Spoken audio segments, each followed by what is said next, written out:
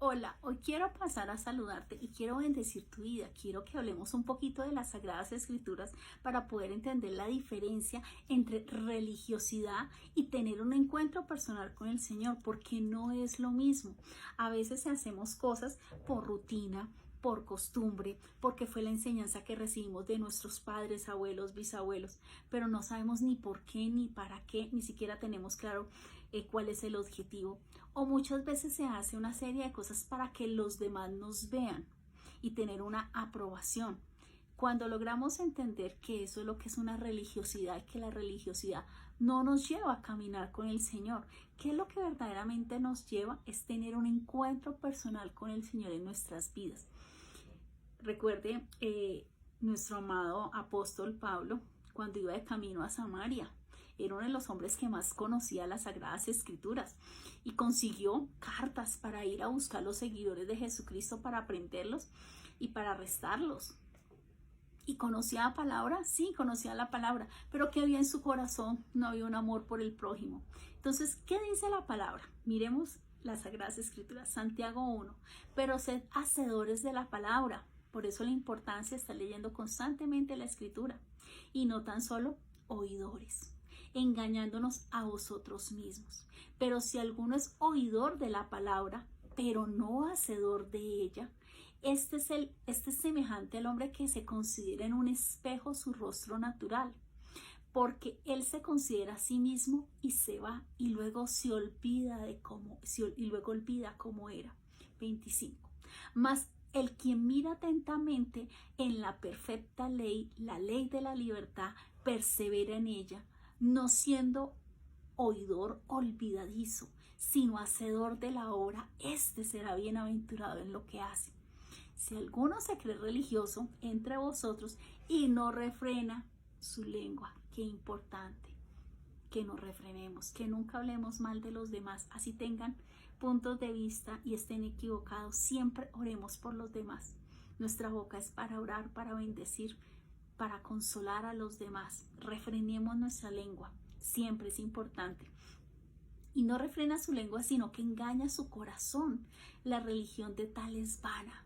La religión pura, ojo bien, y sin mácula delante de Dios el Padre es esta: visitar a los huérfanos. ¿Has visitado a los huérfanos? ¿No lo has hecho? Hay que hacerlo.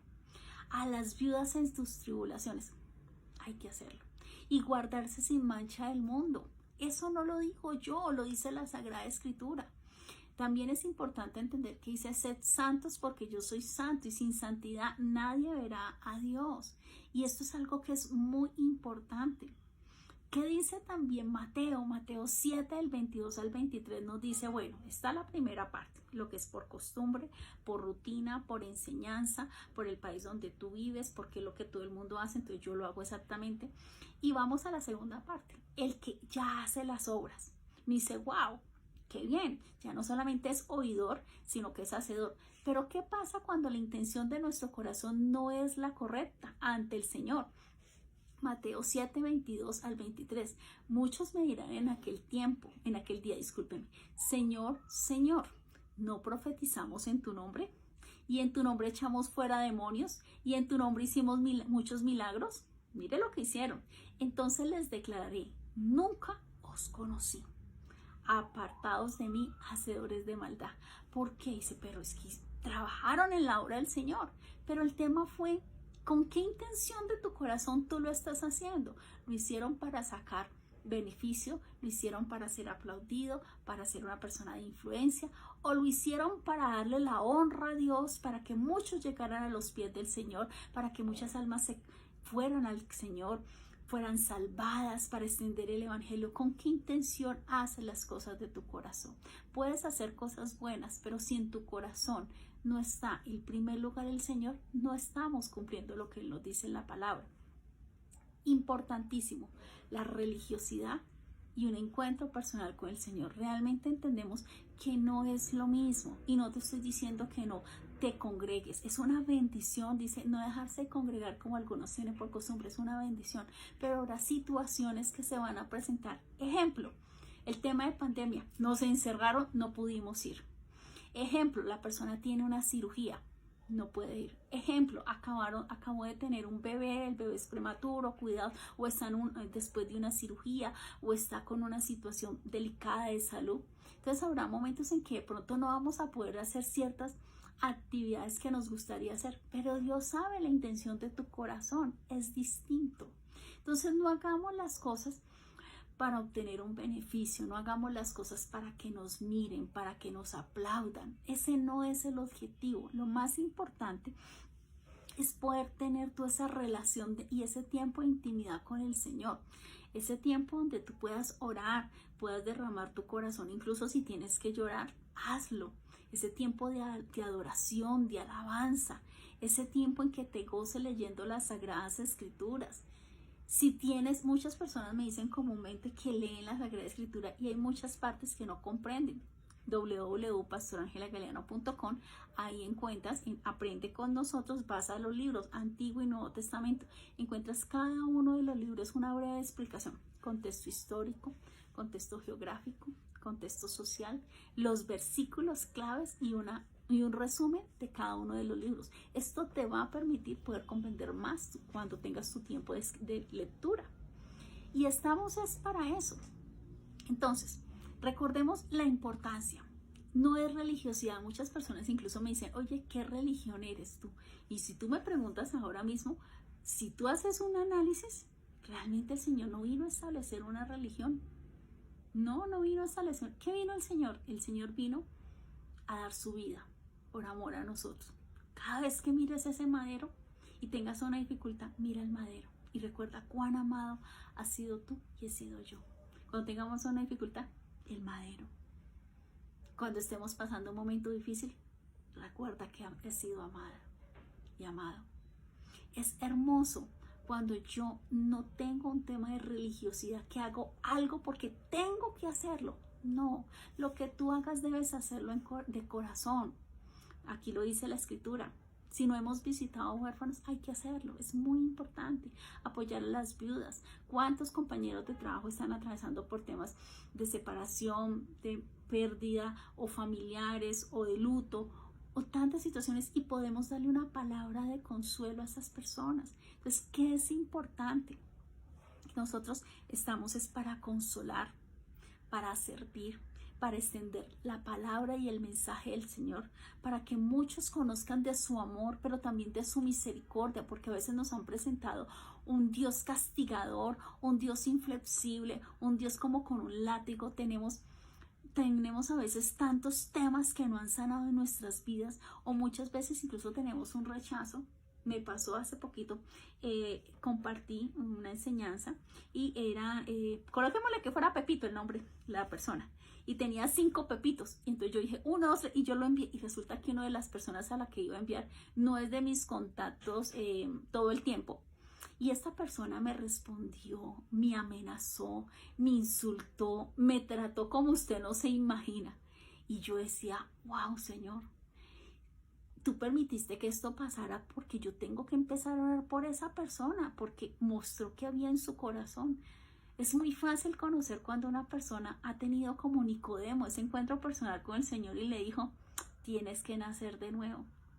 Si tú te quedas en una religiosidad, te quedas es en una serie de procedimientos, en una serie de rutinas, en una serie de hago esto porque esto es lo que se hace, asisto de tal manera, me visto de tal manera, hago tal cosa por tal y tal motivo.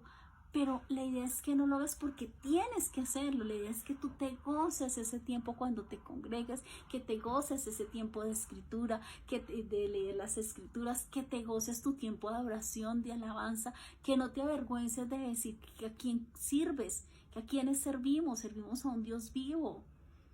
El Señor no viene por templos hermosos con pisos de mármol y de madera y de oro. El Señor no viene por eso. El Señor no puede ser la gloria de Dios en la chocita más humilde, ni siquiera sin piso, puede ser en tierra, y ahí está la presencia del Señor, porque es que Él no viene por el sitio suntuoso y hermoso, Él viene por las personas, por la disposición del corazón.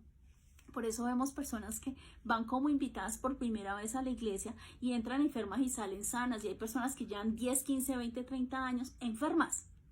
¿Por qué? porque dejamos de ser como niños, dejamos de, wow, maravillarnos de cada amanecer, de agradecer cada día que como, cada día que puedo tomar agua. ¿Sí sabe cuántas personas en el mundo no pueden tomar agua? Y ni siquiera a veces apreciamos ni cuidamos el agua. ¿Cuántas personas no pueden dormir? Sufren de insomnio. ¿Cuántas personas no les funciona una parte de su cuerpo? A veces se nos olvida agradecer, se nos olvida servir, se nos olvida ayudar al prójimo en medio de nuestras posibilidades. Y decimos que conocemos al Señor, pero nuestra vida tiene que ser un reflejo del amor, de lo que hay en nuestro corazón. Somos la obra perfecta porque estamos en proceso de construcción. Estaremos al 100% cuando usted y yo estemos un día en la presencia del Señor y este cuerpo se ha transformado, dice la palabra, en un abrir y cerrar de ojos por un cuerpo incorruptible. Mientras esto ocurra, extendamos la palabra del Señor. No vivamos por costumbres, porque tengo que hacer. No, vivamos en el gozo del Señor, en la presencia del Señor. Amemos, ayudemos siempre en medio de nuestras posibilidades. Incluso usted va a ayudar a personas que ni siquiera le van a decir un gracias. Pero es que usted no lo hace para las gracias. Usted hace lo bueno, lo puro, lo justo, lo honesto, lo transparente. Porque eso habla de que usted tiene un encuentro. Ya tuvo un encuentro personal con el Señor y su vida fue transformada. Recuerde a Pablo. ¿Quién era Pablo? ¿Y en qué terminó?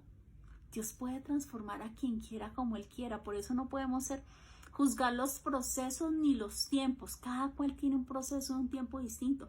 Hay personas que cuando conocen, tienen ese encuentro personal con el Señor. Ese es ese primer amor. Yo te digo, mantén ese primer amor. No pierdas ese primer amor, ese fuego por el Señor, ese gozo, esa posibilidad de sorprenderte. Porque cuando tenemos nuestro nivel de fe aumenta día tras día. Cuando tú eres como un niño que dice, wow, no dejas de sorprenderte. Permite que el Señor te sorprenda cada día con su amor, con sus milagros, con el de repente de Dios. Cuando tú hiciste lo posible y le dijiste, Señor, hasta aquí llegué, no doy más. Y dije, tranquilo, yo respondo. Cuando te permitas vivir no en lo natural, vivir en lo sobrenatural. Cuando un día dice, Señor, todo lo considero basura si yo realmente no te conocía. Como decía Job, de oídas te había escuchado, pero ahora mis ojos te ven. ¿Y cómo fue ese proceso de Job? Cuando pasó por todo, tuvo que perder todo Job para verdaderamente tener un proceso, para conocer al Señor. Ese fue el proceso. Perdió esposa, perdió hijos, hijas, perdió animales, ganado. Era un hombre muy rico. Perdió todo, pero ganó todo. Conoció al Señor. Y lo conoció no por lo que decían los demás, lo de sus padres o abuelos, por ese proceso, por ese tiempo en que él oró, ese tiempo en que él clamó, por ese tiempo en que él estuvo pasando muchísimo dolor y no entendía qué estaba pasando. Jamás habló en contra del Señor, sino que dijo, Señor, lo que tú quieras, como tú quieras, cuanto tú quieras. Nuestra agenda tiene que estar disponible 24/7 para lo que quiera el Señor. Estamos disponibles. Estamos de paso acá, pero sirviéndole de corazón al Señor. Yo te invito a que si aún no has conocido al Señor, si tienes una relación lejana, o en algún momento incluso, ¿por qué no decirlo? Te separaste de los caminos del Señor. Este es el tiempo de regresar y decirle, Señor, me he dado tantos golpes, estoy viviendo esta situación, pero quiero buscarte, y quiero decir, Señor, te necesito. Cuando tenemos esa posibilidad de reconocer nuestros errores, ir quitando y matando el orgullo, la soberbia, de entender que no dependemos sino de Él, solo de Él. Tú no sabes si en los próximos 5 minutos vas a seguir viviendo. Dependemos de Él al 100%. Soltémonos en las manos de Él. Seamos como el bebé que se acerca a la piscina y ve a su papá dentro de la piscina y él llega y ¡fa! Se tira. Y él sabe que su papá lo va a coger dentro de la piscina. No perdamos esa alegría de dejarnos sorprender por las maravillas y los milagros que Dios puede hacerlos de repente del Señor. Gocémonos la vida, disfrutemos nuestra vida. Nuestra vida no es para correr, nuestra vida tiene tanto valor en las manos del Señor, porque costó lo más preciado, costó hasta la última gota de sangre de nuestro Señor Jesucristo en ese madero. Tú y yo tenemos que comprender que hemos sido tan amados desde antes de nacer, ya éramos amados. Cuando veo ese madero, veo y entiendo todo. No importa la situación que estés viendo, yo te digo, si hay esperanza, te invito a que cierres hoy tu puerta, inclínate, póstrate, arrodíllate y dile: Señor, estoy aquí. Tal vez reportándome, tal vez llevo mucho tiempo sin reportarme, mucho tiempo sin buscarte, mucho tiempo sin agradecerte, mucho tiempo sin tener esta comunicación, porque corro día a día, el trabajo, los niños, el estudio, los trabajos, las tareas, la comida, el aseo, y a veces no tengo tiempo para lo más importante, y lo más importante eres tú.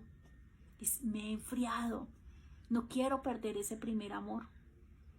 Hay que volver a tener esa sintonía con el Señor, a conectarnos en tiempos de victoria y de bendición. Bendigo tu vida.